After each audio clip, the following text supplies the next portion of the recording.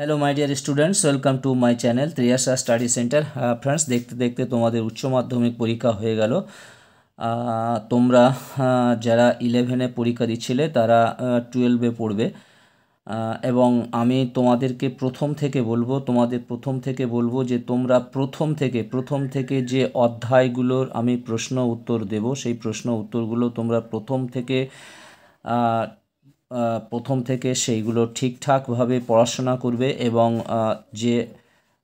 যে কোনো সাবজেক্টের যে প্লেলিস্ট আছে সেই প্লেলিস্ট তোমরা ফলো করবে, তাহলে তোমরা পরপর অধ্যায়গুলো পেয়ে যাবে।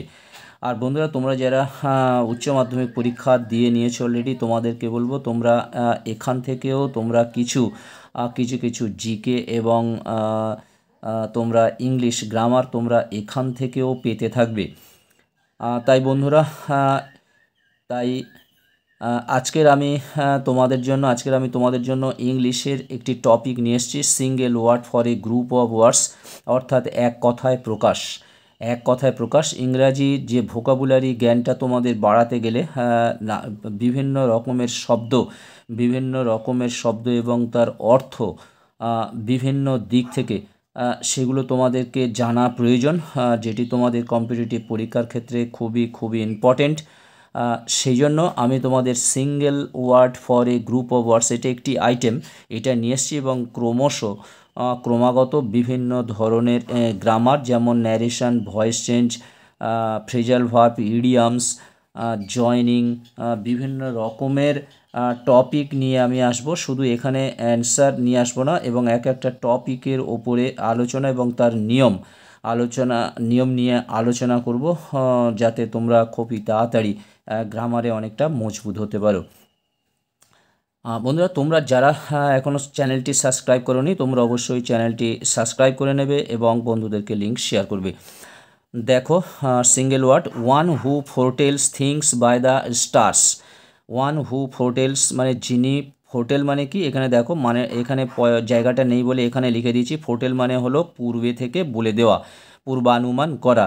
ফোরটেল থিংস বাই দ্য স্টার্স অর্থাৎ নক্ষত্রদের সম্বন্ধে, বা এমনি আমরা স্টার মানে তারা জানি, অর্থাৎ ওপরে যে স্কাই বিষয়ক যে নক্ষত্র, চন্দ্র ইত্যাদি প্রভৃতি আছে, পূর্বে থেকে অনুমান করে কিছু বলে দেওয়া, তাদেরকে বলা হয়, যারা এই রকম কাজ করেন তাদেরকে বলা হয় অ্যাস্ট্রোলজার, অর্থাৎ জ্যোতিষী astrologer. One who plans and draws the designs of buildings. দেখো, ওয়ান হু প্ল্যানস যিনি পরিকল্পনা করেন এবং ড্রস মানে আঁকেন, ডিজাইনস অর্থাৎ নকশা, ডিজাইন মানে নকশা আঁকেন অফ বিল্ডিংস অর্থাৎ ঘরের, তাদেরকে কি বলা হয়? আর্কিটেক্ট, অর্থাৎ বাংলাতে বলা হয় স্থপতি। One who plans and draws the designs of buildings, architect অর্থাৎ স্থপতি।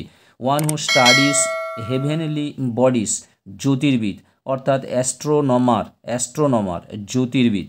তারপর দেখো, one who studies the evolution of mankind, anthropologist অর্থাৎ নৃতত্ত্ববিদ। এখানে ইভোলিউশন মানে দেখো বিবর্তন, অর্থাৎ মানুষ জাতির যে বিবর্তন সেটা নিয়ে যারা পড়াশোনা করে তাদেরকে বলা হয় অ্যানথ্রোপোলজিস্ট বা নৃতত্ত্ববিদ। One who sells things at public auction মানে হচ্ছে কি নিলাম, তাদেরকে বলা হয় অকশনার অর্থাৎ নিলামদার। তারপরে দেখো, one who is interested in ancient buildings and relic, তাদেরকে বলা হয় আর্চিওলজিস্ট অর্থাৎ পুরাতত্ত্ববিদ। ইন্টারেস্টেড মানে আগ্রহী, তাহলে ওয়ান হু ইজ ইন্টারেস্টেড অর্থাৎ যারা আগ্রহী ইন এনশিয়েন্ট বিল্ডিংস, অতীত দিনের যে ঘরবাড়ির ইত্যাদি নিয়ে যারা গবেষণা করেন বা যারা আগ্রহী তাদেরকে বলা হয় আর্চিওলজিস্ট অর্থাৎ পুরাতত্ত্ববিদ। সাতের দাগেরটা দেখো, ওয়ান হু সেলস মিট, যারা মাংস বিক্রেতা অর্থাৎ মাংস বিক্রয় করেন তাদের এক কথায় বলা হয় বুচার অর্থাৎ মাংস বিক্রেতা। One who leaves on arms, যারা ভিক্ষে করে বেড়ায় তাদেরকে বলা হয় এক কথায় বেগার অর্থাৎ ভিক্ষুক। ওয়ান হু মেন্ড শুজ, যারা জুতা তৈরি করে তাদেরকে বলা হয় কোবলার অর্থাৎ মুচি। ওয়ান হু মেক্স ফার্নিচার, এগুলো জানো তোমরা, যারা ফার্নিচার অর্থাৎ আসবাবপত্র তৈরি করে তাদেরকে বলা হয় কার্পেন্টার, ছুতোর মিস্ত্রি। তারপরে দেখো one who sales sweets and pastries, এবং যারা মিষ্টি এবং পেস্ট্রিজ মানে ওই রুটি জাতীয় কিছু, কেক ইত্যাদি বিক্রয় করে তাদেরকে বলা হয় কনফেকশনার। কনফেকশনার কিছু কিছু আছে যেগুলো তোমরা জানো, কিছু কিছু অজানা আছে। এরকম আমি 3-4টে ভিডিও তোমাদের কাছে নিয়ে আসবো, দেখবে তোমাদের অনেক অনেক শব্দ ভাণ্ডার তোমাদের বেড়ে যাবে। শব্দ ভাণ্ডার অর্থাৎ ভোকাবুলারি তোমরা অনেকটা শক্ত হতে পারবে। One who sets types in a printing press, compositor. Compositor. তারপর দেখো ওয়ান হু রিডস দ্য পাম্প, অর্থাৎ পাম্প, তাদেরকে বলা হয় পামিস্ট। পামিস্ট কথার অর্থ হলো হস্তরেখা বিশারদ। One who collects postage stamps, দেখো ফিলাটেলিস্ট, এটা টেলিস্ট হবে, ফিলাটেলিস্ট অর্থাৎ ডাক টিকিট সংগ্রাহক।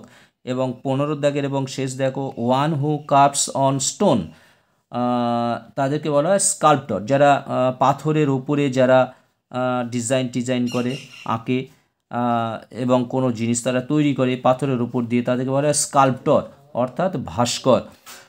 বন্ধুরা এইরকম ভিডিও, ছোট ছোট ভিডিও এখন দিতে থাকবো, কারণ তোমাদের পরীক্ষা হয়ে গেছে, যার ফলে এই সময়ে ভোকাবুলারি জ্ঞানটা তোমাদের অনেকটা প্রয়োজন এবং গ্রামার অনেকটা স্ট্রং হতে পারবে। আজকের মতো ভিডিওটি শেষ করলাম। তোমরা যারা চ্যানেলটি সাবস্ক্রাইব করোনি তোমরা অবশ্যই চ্যানেলটি সাবস্ক্রাইব করো এবং তোমরা বন্ধুদেরকে লিঙ্ক শেয়ার করো। বন্ধুরা আবার কথা হবে নেক্সট ভিডিওতে এই রকম আরও একটি ভিডিওকে নিয়ে।